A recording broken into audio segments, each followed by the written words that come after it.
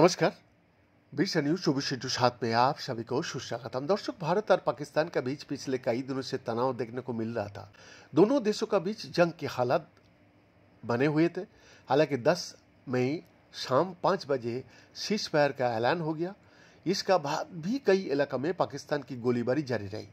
भारतीय सेना ने इसका मुंहतोड़ जवाब दिया। सीज़फायर के बाद से ही देश भर से अलग अलग तरह की बयान सामने आ रहा है। कोई सीज़फायर को सही तो कोई गलत कह रहा है। इस बीच कांग्रेस नेता शशि थरूर का एक बयान चर्चा का विषय बना हुआ है। सीज़फायर के ऐलान के बाद से ही इंदिरा गांधी को लेकर सोशल मीडिया पर कई तरह की बातें और दावे किया जा रहा है। कांग्रेस सांसद शशि थरूर जी ने सीज़फायर को लेकर कहा कि शांति जरूरी है। उन्होंने कहा कि मैं सीज़फायर से बहुत खुश हूँ। भारत कभी भी लंबे समय तक युद्ध नहीं चाहता था, लेकिन भारत आतंकवादियों को सबक सिखाना चाहता था। मेरा मानना है कि सबक सिखाया जा चुका है। पाकिस्तान की तरफ से हुए सीज़फायर पर कांग्रेस सांसद शशि थरूर ने एक्स पर लिखा कि उसकी फितरत है मुकर जाने की, उसका वादे पे यकीन कैसे करूं।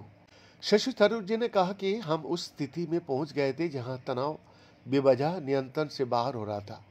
हमारे लिए शांति जरूरी है।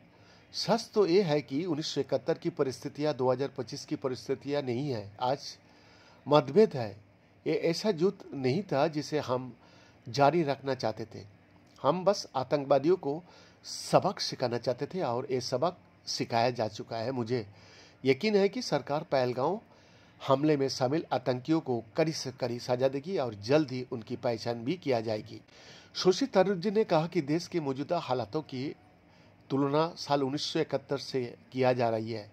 वो भी एक महान उपलब्धि थी। इंदिरा गांधी जी ने उस समय एक नया नक्शा फिर से लिखा, लेकिन वो परिस्थितियां अलग थी। बांग्लादेश एक नैतिक कारण से लड़ रहा था और बांग्लादेश को आज़ाद कराने के पीछे का एक अलग उद्देश्य था। पाकिस्तान पर सिर्फ गोले दागने रहना उद्देश्य नहीं है। उस समय जो भी फैसला लिए गए वो उन हालातों को देखकर लिए गए थे। आज जो देश का हालत है उसमें शांति बहुत जरूरी है।